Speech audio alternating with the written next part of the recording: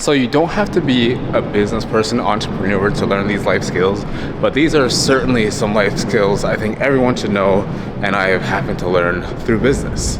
Let me tell you about it. I am by no means some crazy business mogul or a guru trying to sell you a course or anything like that, but I have been in business for a decent amount of time now. I've been self-employed for, I don't know, like 5+ years at this point. We don't make millions or anything, but I have been able to employ my friends, improve people's quality of life. I still have some credentials to work with here. Basically, we have a shoot every single day of this week. So I'm gonna talk about the main 3 life lessons I wanna talk about as we go throughout the week.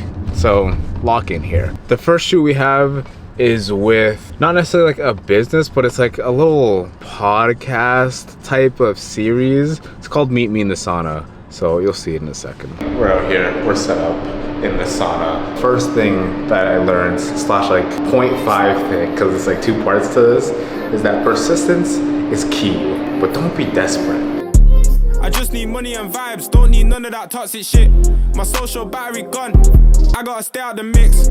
I'm tryna be so rich, I put that out in lit. Call you and say where you at, already know What do I mean when I say persistence is key, but don't be desperate? So obviously we've all heard it before. Everyone's saying persistence is key. You got to go after your goals, yada yada. You have to go after your goals in a way that isn't like desperate. Like I was saying this to Chase the other day. I don't remember exactly the conversation we were talking about or the topic, but along the lines of me saying desperation is off-putting. Like when you're consistently chasing after your goal, it's like, think of it as if you're a guy talking to a girl. There's a difference between pursuing her, and then there's a difference between chasing her. If you're chasing her, she's running away.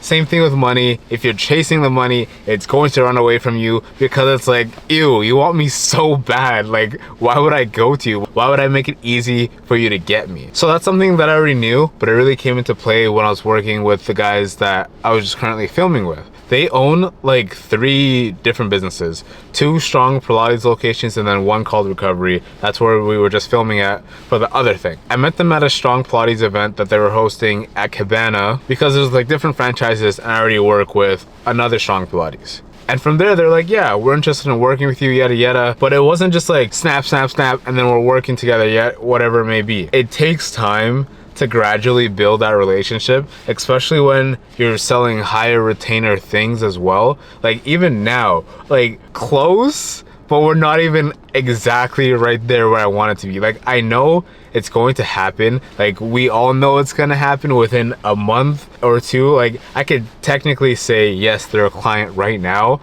but it isn't in the way I like it to be. So it's like, it's right there, it's a little tricky. But the point is, through this whole interaction, like I first met them, and I think July is when the event was, like in the summer, in the heat of the summer. And now I'm filming this early November. So you could see that timeline is long as heck. And I stayed in constant communication, but in a way that isn't like, I need your business.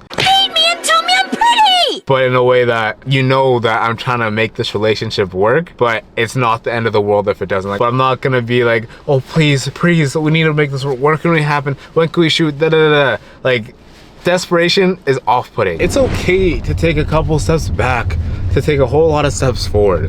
A lot of people think that when you get to a certain, I guess, standard in life, like you can't backslide. And for the most part, yeah, I would want you to be able to hit a standard and to be able to maintain that standard. But not every step backwards is a negative thing. And it's not even necessarily a step backwards. Like I say it that way, but for the example I'm about to give you of what we just finished filming with the Meet Me in the Sauna. Most of the time when people start making the types of money that I've been able to make with videography, social media, whatever it may be, not that they start to get an ego, but they start to get an ego. Like they think that they're above certain things. And there are definitely times when you should think you're above certain things, like it's not worth your time. This Meet Me in the Sauna thing, I'm not getting paid for it at all. And some people might look at that and be like, why would you do that? Like it's below you, you're taking steps backwards. Like you already charge this much, so like why would you even bother wasting your time with that? The person that I'm doing this Meet Me in the Sauna with is one of the owners of the Strongs in the Recovery. So it's just developing relationships even further. And then the whole concept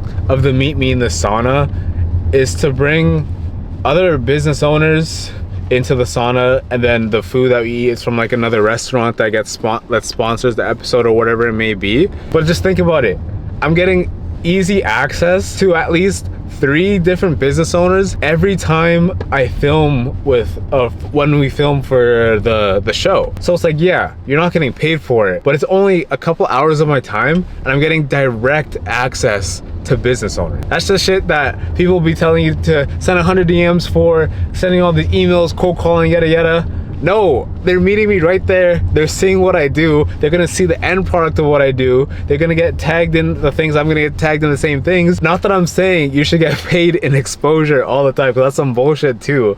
But when you could actually quantify the exposure, not just, oh, we're gonna tag you, yada yada, why wouldn't I wanna do it? I'm starting to feel like in every vlog, I just gotta show some physical activity stuff, because, you know, people claim to be dogs and shit, but they just be not really about the life like that. So, you know, it's Monday, and every Monday it used to be running on hills, like up and down a hill. You know, it's snowy now and it's kind of dangerous to be running up and down a hill without cleats on, so it's switched to a track club. And again, usually it's outside, but I guess today it's just an inside thing. But we're heading over to do some, I'm assuming, sprints or speed work with some agility stuff. I don't really know, I'm not the coach, you know, I'm just there to get the work in. Get stuff for life, so when I'm outside, don't know, don't lie. Ain't gonna lie, I watch the dime. Head lunges there, then squat jumping there, and then walking lunges again. So we're gonna hit our 3 sort of main things, alright? So Got my attention bad, but I ain't the guy that I was before. the reason why I love bear crawl into running is that it's such a transferable skill. Because the way that we gait, opposites moving together, uniting, is very much the same as crawling. We learned to crawl first, then we went up to standing. Be so rich, I put that out in lit. Call you and say where you at, already know what time it is. I don't wanna be in the mix, I'd rather grind and stay on the low. Half these Okay, so it's day 2 here. We got a shoot at Strong Pilates, the beaches. We just finished a nice mobility class and workout. The next lesson is that your network is literally your lifeline, and the way you present yourself matters, because then otherwise your network lifeline doesn't work. But let me explain. So to put it into context here, we're outside of Strong. You could kind of see the logo right there. It's a little blurred. Many months ago, I had a friend, slash still do, we're still friends, that works at Strong Pilates. The studio was doing content. It wasn't like amazing, it was just okay, but my friend kept gassing me up to them, talking about, let's get this guy to do it, he's really good at content, yada yada yada. From there, obviously that network right there, the connection between me and her, is what got me the connection between me and Strong Pilates over there. But the thing is, it's not just about your network, like I said. Like, you have to present yourself in a certain way that makes your network want to talk about you. It wouldn't have happened if I wasn't always the guy talking about aesthetics, talking about content, trying to help my friends improve their content without obviously asking for anything in return. Just presenting yourself, I don't want to say as an expert, because then people get like imposter syndrome and stuff, but yeah, basically as an expert, as the thing that you want to be and want to do for other people. It's like, you can't say, oh, I'm gonna help you make sick content, and then if like you don't make content yourself.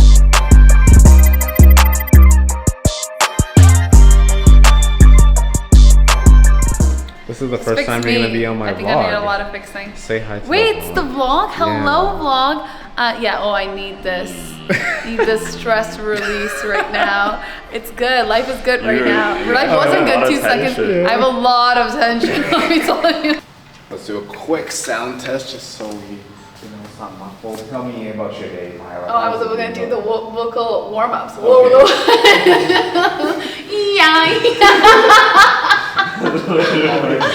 I think this is gonna be good enough. The stronger your legs, the more testosterone you release. The more testosterone you release, the bigger my bicep. I'm joking. Wait, actually stay there and then say something along the lines of, you gotta tell me a quick something about how important your network is. Your network is your net worth. And you hear that all the time, and as cliche as it sounds, like, it's the biggest facts. Even just being here at Strong Pilates, I made so many connections with different people, with different brands that opened up so many doors, different opportunities, and honestly, I couldn't have done it without meeting certain people. So connecting yourself or putting yourself in certain places that allow you to connect with people in different fields, different people with different statuses and whatnot really can propel you in life or bring you to that next level that you really need, you know? So this guy's really built for the camera. Holy. Let's talk about community over here, Mara. You like building community. I do. Oh my God. Do I like building community? Yeah, no, community is everything. I feel like there was a time in my life where I thought healing has everything to do with like your solo journey. And it wasn't until I started like connecting with people and building a community of people, of like-minded people, but also people who challenge me, who have like different belief systems from me. It wasn't until then that I realized that healing actually happens with community. I feel like I'm happier with people, which is a weird thing that I can say today. I wasn't able to say this a couple years ago, so. See, there you have it. Just like even Jay said about the connections and opportunities that he's gotten through networking. Like, your network is your net worth. So if you want to make it big in business or even just life in general, go all in on the network and actually be proactive about it. Especially in our generation, a lot of people talk about protecting my peace, this and that. Like, I'm not gonna go outside of this time, or I'm not gonna stress myself out for someone else. Like, to an extent, yeah, sure, but do the most that you can for people so that people will trust you and see you in a certain way, and then you're more likely going to be at the top of their mind when something comes up that actually pertains to you. And that's how you start booming in this shit. It's around 7:30 in the morning. We're on our way to Strong, Yorkville this time. The next lesson is to promise enough and then over deliver. A lot of people talk about under promising and then over delivering, but like, that's just, I don't know, it sounds dumb because you're setting the standards so low, you're not really challenging yourself.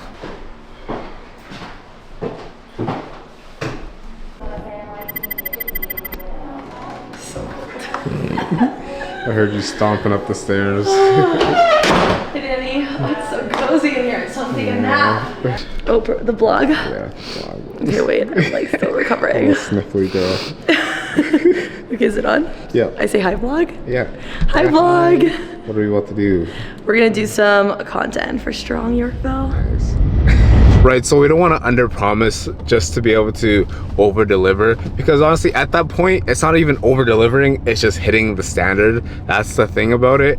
It's like if you were to do max reps of something, someone asks you how many you could do of whatever pull-ups and you say 10, but knowing damn well you can hit 25 plus easily. And then now because you under promised for the 10 and then you go and hit like 15, are you really over delivering? So the second part of this is actually a bar that comes from my dad, and I say it at the end of every single video and vlog, and that is to do more. As you can see right there, the Bible verse isn't part of it. It's not even a Bible verse either, but to be fair, I think it's a proverb, but the Bible has a story about like if a soldier asks you to carry their gear for 1 mile, carry it for 2. Obviously that translates to doing more than what is asked of you, which is the full quote that my dad would always say to me, do more than what is asked of you. So first, what you want to do is set an actual proper standard. Like, we're not aiming low to win high or whatever it may be. And after you set that standard, do better than that standard. And this applies to every area of life. People wonder why they aren't hitting their goals in life and getting everything that they want, but it's because you're giving mediocre effort at everything. Like, your initial standard or level is already so low because you don't want to fail. You want to make it so easy for you. It's not impressive to surpass goals that you know are way beneath you. If you want more, you have to do more. So those are all my life lessons and examples from business here. I hope it gave valuable insight. And always remember, do more than what is asked of you. Let's continue to chase greatness.